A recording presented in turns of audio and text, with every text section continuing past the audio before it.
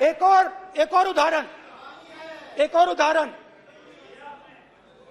दूसरे कैंप में मैं एक महिला मेरे सामने आती है, मैं उससे पूछता हूं तुम्हारे साथ क्या हुआ तुम्हारे साथ। और जैसे ही मैंने ये सवाल पूछा,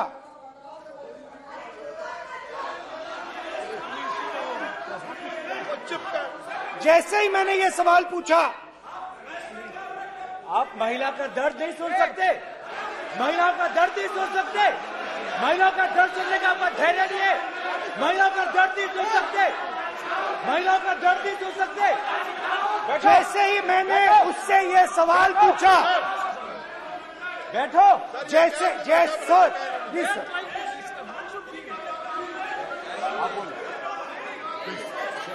शर्म करिए। जैसे ही मैंने उससे सवाल पूछा तुम्हारे साथ क्या हुआ, शर्म नहीं है तेरे को? वैसे ही 1 सेकंड में वो कांपने लगी। उसने अपने दिमाग में वो दृश्य देखा और वो बेहोश हो गई, मेरे सामने कांपती हुई बेहोश हो गई। तो ये मैंने आपको सिर्फ 2 उदाहरण दिए हैं। स्पीकर सर, इन्होंने मणिपुर में हिंदुस्तान की हत्या की है, सिर्फ मणिपुर की नहीं, हिंदुस्तान की हत्या की है। इनकी राजनीति ने मणिपुर को नहीं, हिंदुस्तान को मणिपुर में मारा है। हिंदुस्तान को कत्ल किया है, हिंदुस्तान का मर्डर किया है मणिपुर में। प्लीज बैठिए, प्लीज बालूजी, प्लीज बालूजी, एक मिनट प्लीज बैठिए। माननीय सदस्यगण, ऐसे नहीं सकते। जिस तरीके का व्यवहार आप टेबल पर आकर कर रहे हैं, इस तरीके से सदन नहीं चलेगा। ये तरीका ठीक नहीं है। जब मैंने किसी को कहा है तो कहा है, ऐसे सदन नहीं चलेगा। आप सदन नहीं चलाना चाहते, अलग बात है। अब अपनी बात कहिए, गलत तरीका ये। नो, ऐसे सदन चलने वाला नहीं है। जो माननीय सदस्य टेबल पर आए उनके खिलाफ कार्रवाई होगी। प्लीज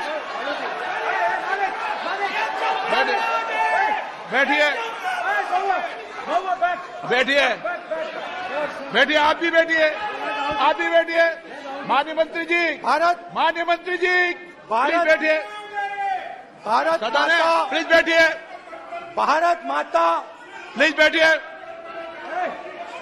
प्लीज ब्रदर, मैं बहुत शांति से सुन रहा हूं। इसका तरीका ये नहीं है उचित हो कि आप टेबल पर आए।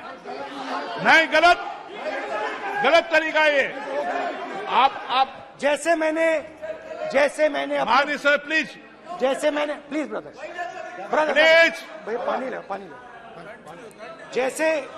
जैसे मैंने भाषण के शुरुआत में बोला,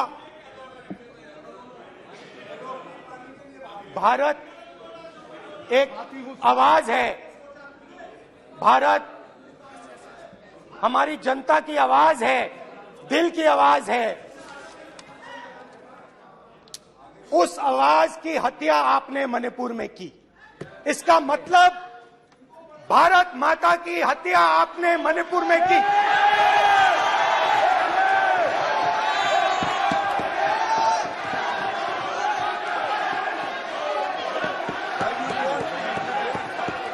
भारत माता को आपने मणिपुर के लोगों के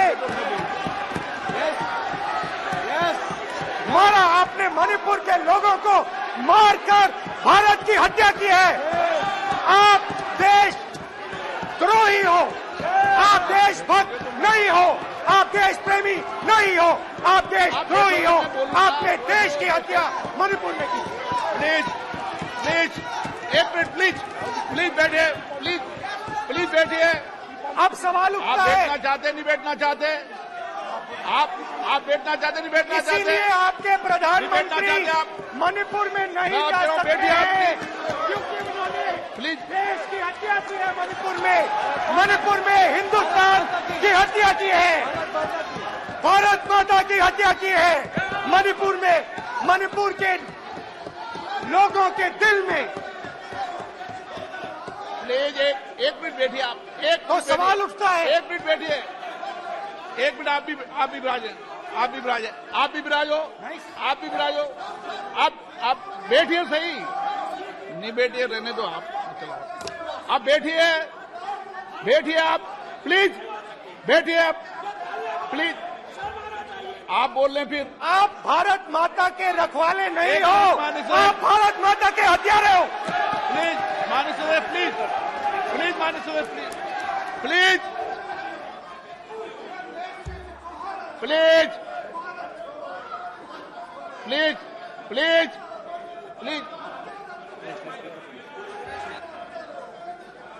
देखिए माननीय सदस्यगण प्लीज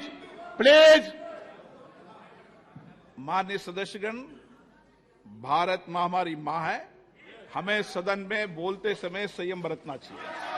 मेरा अपनी मां की हत्या की बात कर रहा हूं।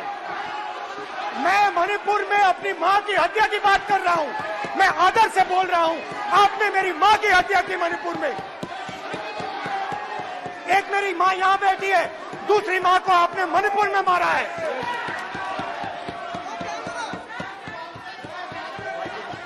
और हर रोज जब तक आप हिंसा को बंद नहीं करोगे तब तक आप मेरी मां की हत्या कर रहे हो। हिंदुस्तान की सेना मणिपुर में एक दिन में शांति ला सकती है। हिंदुस्तान की सेना का प्रयोग नहीं कर रहे हो क्योंकि आप हिंदुस्तान को मणिपुर में मारना चाहते हो।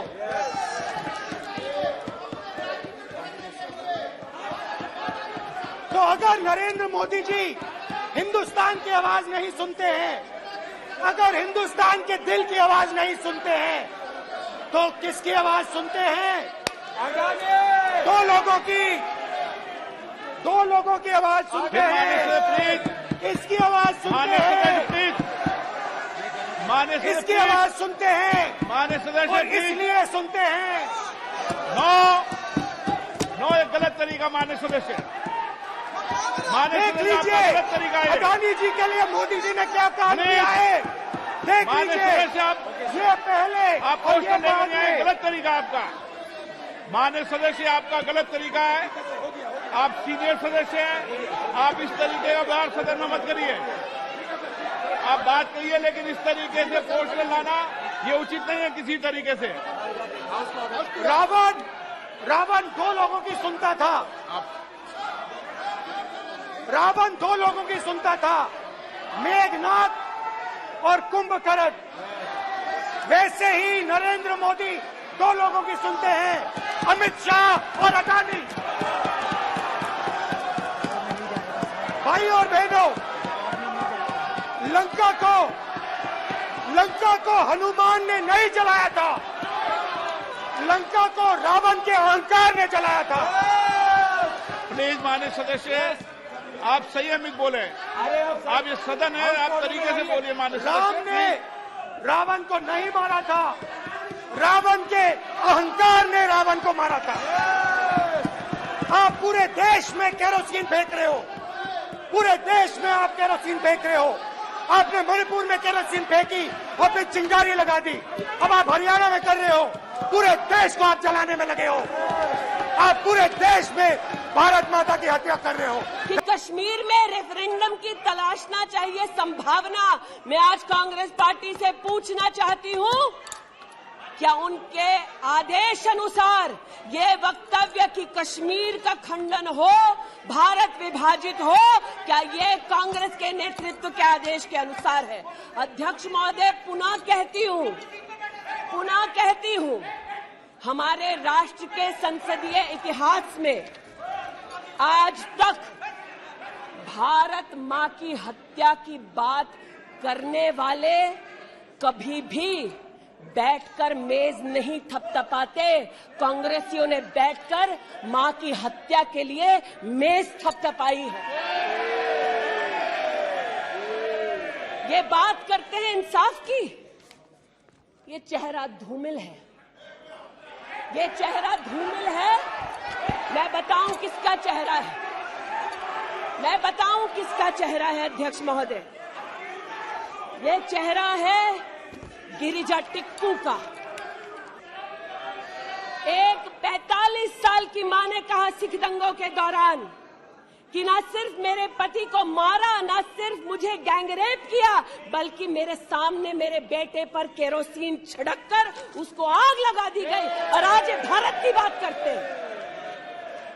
कहते हैं कि कश्मीर से कन्याकुमारी तक 130 दिन चल रहे थे। मैं जोड़ों के दर्द पर भाषण नहीं दूंगी अध्यक्ष महोदय, लेकिन इतना जरूर कहूंगी कि जिन वादियों को हिंदुस्तान ने खून से सना देखा है, जिन वादियों में गोलियों की आवाजें हर दिन सुनाई देती थी, जब ये उन वादियों में गए तो जैसे कश्मीरी कहते हैं शीन जंग कर रहे थे, बर्फ के गोलों के साथ अपने के किसी परिजन के साथ खेल रहे थे। अध्यक्ष महोदय, ये तब संभव हुआ जब प्रधानमंत्री मोदी ने धारा 370 हटाई। आज इस सदन में उल्लेख हुआ है कि ये गए हैं, I have been to Manipur, you might have not been. आज इस सदन में उल्लेख हुआ है कि ये यात्रा में गए और यात्रा में क्या आश्वासन दिया कि अगर इनका बस चले तो धारा 370 ये पुनः स्थापित कर दे। धारा 370 की वजह से कश्मीर की बेटियों को दहेज के लिए अगर प्रताड़ित किया जाता था तो वहां की बेटियों के पास कानून का सहारा नहीं था, क्योंकि इन्होंने धारा 370 लगाई। कश्मीर में अगर बेटियां प्रदेश के बाहर ब्याही जाती थी तो उनके पैतृक संपत्ति पर उनका अधिकार समाप्त हो जाता था, क्योंकि इन्होंने धारा 370 लगाई। महिला सुरक्षा के लिए प्रधानमंत्री मोदी ने सुनिश्चित की। एक बात पर मैं आपत्ति अभी दर्ज करती हूं अध्यक्ष जी, कि जिनको आज मुझसे पहले वक्तव्य देने का अधिकार दिया गया, उन्होंने जाते जाते एक अभद्र यहां पर लक्षण के दर्शन दिए। It is only a misogynistic man who can give a flying kiss to a parliament which seats female members of parliament. ऐसी गरिमा विहीन आचरण को इस देश के सदन में कभी नहीं देखा गया। ये उस खानदान के लक्षण हैं, या आज सदन में देश को पता चले। लेकिन कहां गए हैं, वहां पर क्या हालात हैं अध्यक्ष महोदय? गोद भराई के नाम पर राजस्थान में भास्कर ने लिखा है कि राजस्थान की कांग्रेस की सरकार जेब भराई कर रही है। 13 से 20 महीने का घरबाशय दिखाया जा रहा है राजस्थान में, और भारत की तिजोरी से पैसा लूटा जा रहा है। इनका सरोकार महिला उत्थान से नहीं, ये महिला के बारे में क्या सोचते हैं, इनकी क्या हरकतें हैं, इनके नेता ने जाते जाते यहां पर उसको प्रसारित कर दिया है। लेकिन इन्हें सरोकार इनके नेता को किससे है? चीन से है। तो चूंकि सब चीन में इतनी रुचि लेते हैं कांग्रेस पार्टी के नेता, इसलिए आज एक सुखद समाचार भी सुनाती हूं। चीन में 31st यूनिवर्सिटी गेम्स हुआ। 1959 से लेकर आज तक भारत को मात्र 18 पदक मिले। इस बार 26 मेडल का रिकॉर्ड हिंदुस्तान के बच्चों ने स्थापित किया। भारत मां के टुकड़े के लिए तालियां बजाते थे, भारत मां के बच्चों के लिए तो बजा दो। 11 गोल्ड, 5 सिल्वर, 10 ब्रॉन्ज। आज देश के यूनिवर्सिटी के छात्र देखें कि 31st यूनिवर्सिटी गेम में भारत का नाम रोशन करने वाले छात्रों के लिए मैं गुहार लगा रही हूं कि कांग्रेस पार्टी यहां अभिनंदन कर दे, लेकिन वो अभिनंदन से भारत के बच्चों को वंचित रखते हैं। जब भारत तेरे टुकड़े होंगे का नारा दे रहे थे, वो राहुल गांधी की देशभक्ति थी। राहुल गांधी को आज जवाब देना होगा, है तो नहीं, उनको आज जवाब देना होगा। जिस अफजल गुरु ने इस संसद पर हमला किया, उस अफजल गुरु के संरक्षक समर्थक को कांग्रेस पार्टी ने अपने पार्टी का नेता बना दिया, जिसने कहा यह राहुल गांधी की देशभक्ति है। राहुल गांधी की देशभक्ति आज बताती हूं। इन्होंने, घबराइए मत, आप ही के नेता बोलकर गए हैं, घबरा क्यों रहे हैं, बैठिए, आराम से बोल रही हूँ। जरा संक्षेप कीजिए। मैं पुनः बोलना चाहती हूँ, अध्यक्ष महोदय, बहुत सारे व्यवधान आए, अब राहुल जी की बात चली है तो कृपा थोड़ी सी कर दीजिए। दोबारा कहती हूँ, क्या बोले हैं और क्या बाहर बोले हैं। देश के बाहर गए तो कहा आइडियाज ऑफ इंडिया कॉन्क्लेव में that there is going to be a Mars upsurge. India has massive amount of polarization. ये राहुल गांधी के शब्द हैं। इसका मतलब राहुल गांधी ने विदेश में जाकर कहा हिंदुस्तानी सौहार्द की भूमिका में नहीं रहते। राहुल गांधी ने कहा कि हिंदुस्तानी भाईचारे में इतना विश्वास नहीं करते because there is a massive amount of polarization.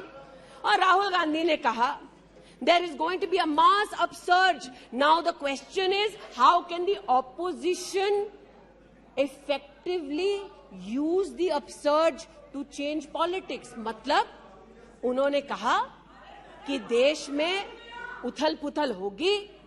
मैं स्पष्ट करना चाहता हूं, विपक्ष इस उथल-पुथल को कैसे इस्तेमाल कर सकता है, ये मैं सोच रहा हूं। फिर उनका शब्द है, देश में केरोसिन फैला है, हमें एक चिंगारी की जरूरत है। आज पूछना चाहती हूं, माचिस ढूंढते ढूंढते राहुल गांधी कहां गए? अमेरिका गए? तंजीम अंसारी के साथ, जो पाकिस्तानी इमाम जावेद अहमद के साथ ताल्लुक रखते हैं, अमेरिका में अपने कार्यक्रमों को उनके साथ करवाया। राहुल गांधी, मिन्हाज खान, जो हिंदुस्तान के खिलाफ आवाज बुलंद करते हैं, उनके साथ उन्होंने मीटिंग की। आज जो लोग इस देश में एस्पियोनाज के लिए पकड़े जाते हैं, उनका राहुल गांधी ने जाकर विदेश में समर्थन किया। वे तब से अडानी अडानी कर रहे हैं, तो अब थोड़ा मैं भी बोल दूं। फोटो मेरे पास भी है। इतना ही खराब है तो जीजा जी उसके साथ क्या कर रहे हैं? तो निशिकांत जी सही कहा, किसी को सेट करो, किसी को भेंट करो। पूछना चाहती हूं, 1993 में मुंद्रा पोर्ट में कांग्रेस की सरकार ने अडानी को जगह दी, तब प्रधानमंत्री कौन थे? कांग्रेस के थे। वित्त मंत्री कौन थे? मनमोहन सिंह थे। अडानी बोल रही हूं। यूपीए के कार्यकाल में अडानी को इन्होंने 72,000 करोड़ का लोन दे दिया। क्यों दिया? राजस्थान में 60,000 करोड़ से ज्यादा का समझौता कर लिया गहलोत जी के साथ, 20,000 एकड़ जमीन ले ली। क्यों किया? केरल में कांग्रेस की यूडीएफ सरकार के साथ पोर्ट का काम क्यों दिया?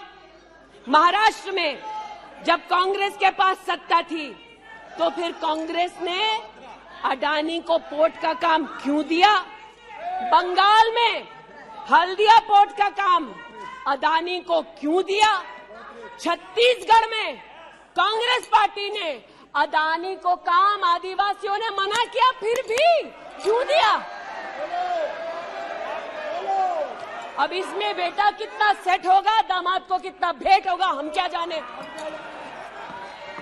लेकिन आज अरे दामाद का मामला है, बैठ जाओ भाई। दामाद आपका नहीं है, जिनका है वो नहीं चिल्ला रहे, आप क्यों चिल्ला रहे? बैठ जाइए भाई, जिसका है दामाद वो नहीं चिल्ला रहे, आप क्यों चिल्ला रहे? बैठिए। अरे बैठ जाइए, बैठ जाइए, बैठ जाइए, बैठ जाइए, बैठ जाइए। कोयले घोटाले में पकड़े गए, 2G में भी पकड़े जाएंगे, बैठ जाइए। प्लीज आप बताइए, इस पूरी बला की जड़ मौत है, पूरी बला की जड़ परिवारवाद में, और परिवारवाद की राजनीति की जड़ कांग्रेस पार्टी में है। इनके अलायंस के लोग चारा खाते हैं या उनके घर मटन खाने चले जाते हैं। इनके अलायंस के लोग रेल की नौकरी के लिए गरीब की जमीन खाते हैं, जाके वो उन्हीं लोगों को गले लगाते हैं। और इनके सब के पीछे एक ही मजबूरी है, जो बड़ी विनम्रता से अजीत दा ने भी स्वीकारी कि मजबूरी हमारी कि तीसरी बार जनता कह रही है, फिर एक बार मोदी की बारी। Okay, now please conclude. तो मैं लिसन प्लीज। ये